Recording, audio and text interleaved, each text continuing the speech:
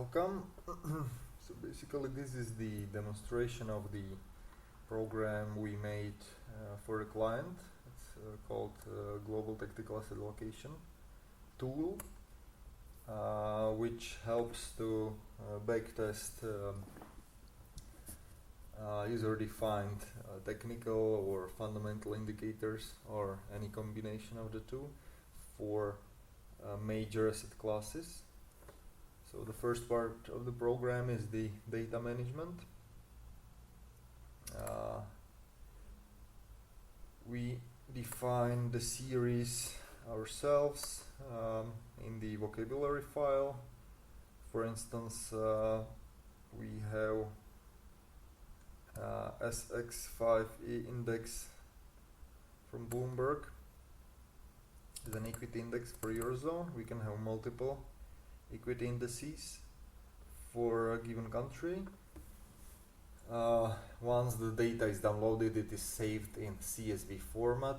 When we re-download, we press the download data again, the data is appended. It is not re-downloaded since the inception, with the exception of the option renew set to true. As for total return indices, the prices change in the history as it is backward adjusted, so we have to re-download the entire series from the beginning.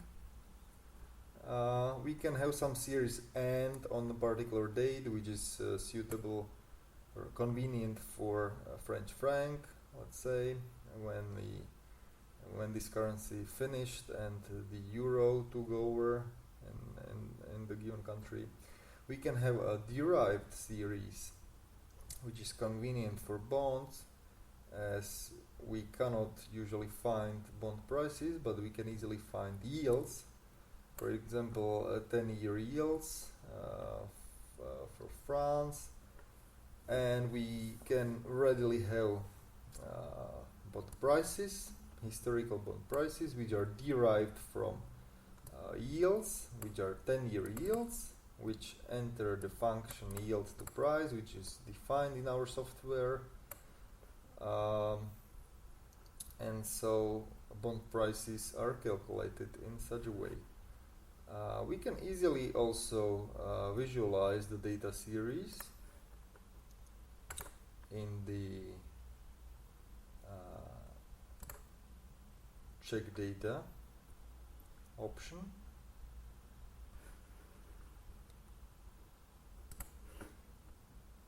Right, we just generated right now the series.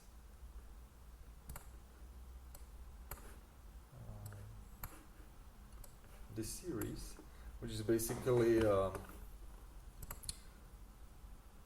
annualized forward points divided by the currency divided by 100.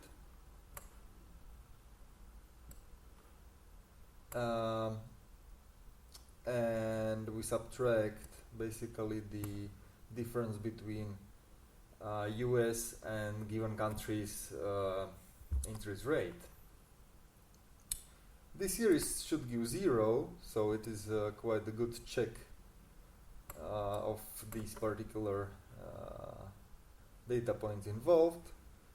We can see that in Eurozone, well, before 1999, the data was not very reliable.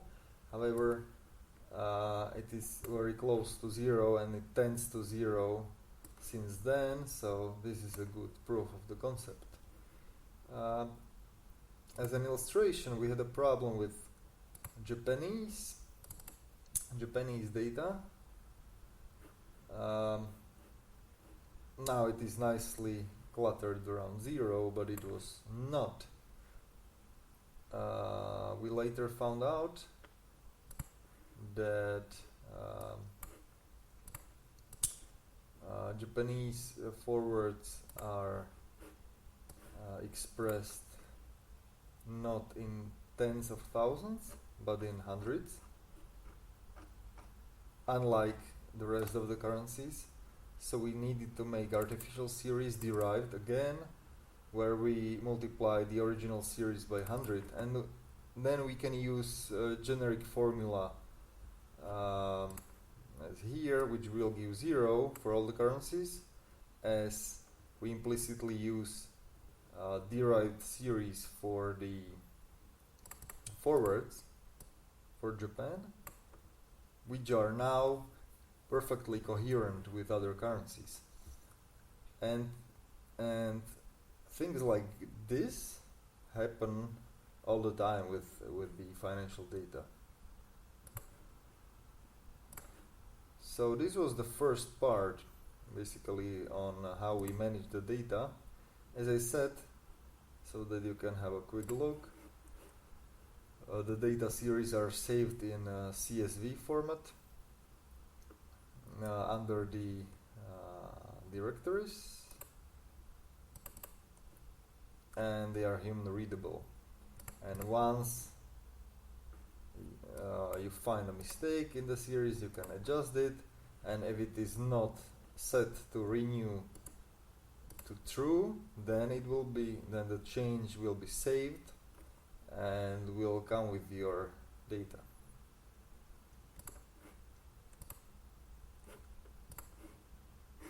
Thank you for your attention.